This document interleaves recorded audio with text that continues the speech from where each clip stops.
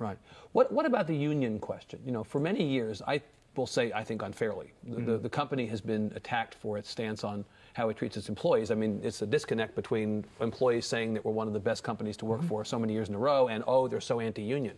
The reality is you have made a point of saying on your blog and elsewhere that you're not a big fan of unions. I think, in fact, at one point, this is not going to be entirely, I can't quote it exactly, but you compared unions to having herpes. Is that right? I mean, have I seen that quote attributed to you correctly?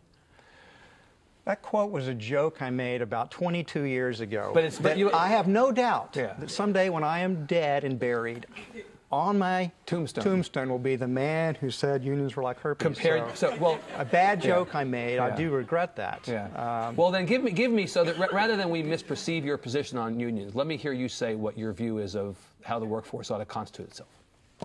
I mean, unions have served a useful historical purpose. Where there's been worker exploitation, unions have come in. I know the history of the union movement, so I'm constantly being painted as anti-union. I'm not anti-union.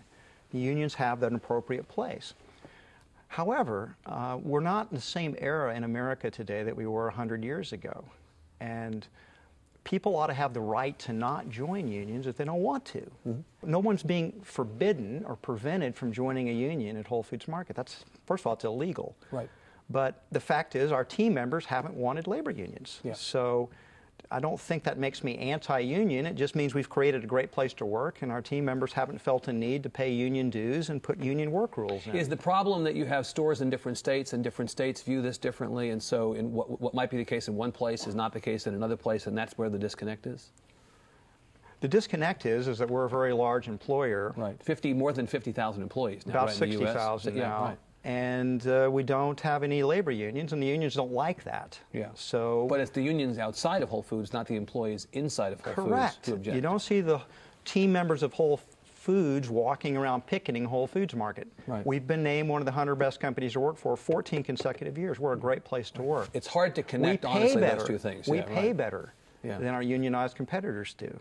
So it hasn't been in anybody's best interest to join a union. But if they want to join a union, no one's stopping them. And you I'm not stopping them. Absolutely. So we've got just a couple minutes left. You have been now doing this, we said, since 1978, going back to Safeway. And in fact, we joked on the way up here that your market cap, at least as of right now, is larger than Safeway's as we sit here. I thought all this stuff was off the record. Well, is it? I mean, that seems to me to be a fact as opposed to a perspective. I mean, if it's in fact true that your market cap is larger than Safeway's. I just got to be careful what I say before we come on. Before the show. So it is Safer Way. In fact, all these years later, you've actually accomplished a lot of what you had intended to in terms of the growth of this company. Are you, after 33 years, say, doing this all together, beginning to think about what you want to do next? You're still a relatively young guy. You've got time to do more. Or is this is satisfying enough for you?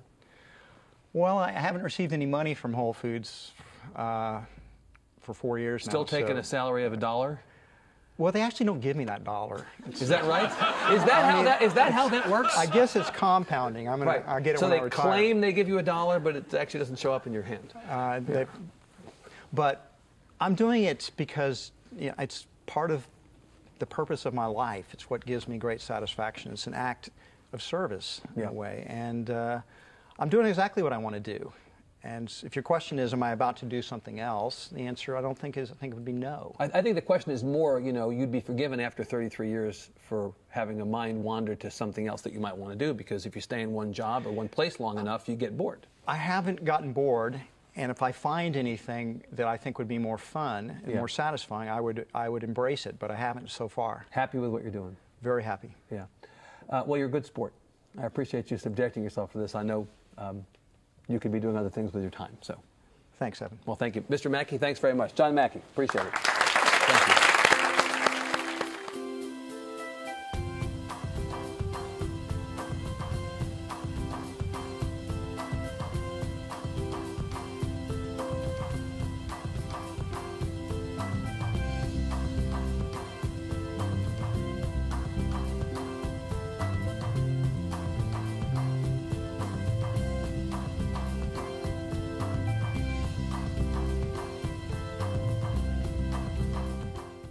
Funding for Overheard with Evan Smith is provided in part by Hilco Partners, Texas Government Affairs Consultancy, and its global healthcare consulting business unit, Hilco Health, and by the Matson McHale Foundation in support of public television, and also by MFI Foundation, improving the quality of life within our community, and also by the Alice Kleberg Reynolds Foundation.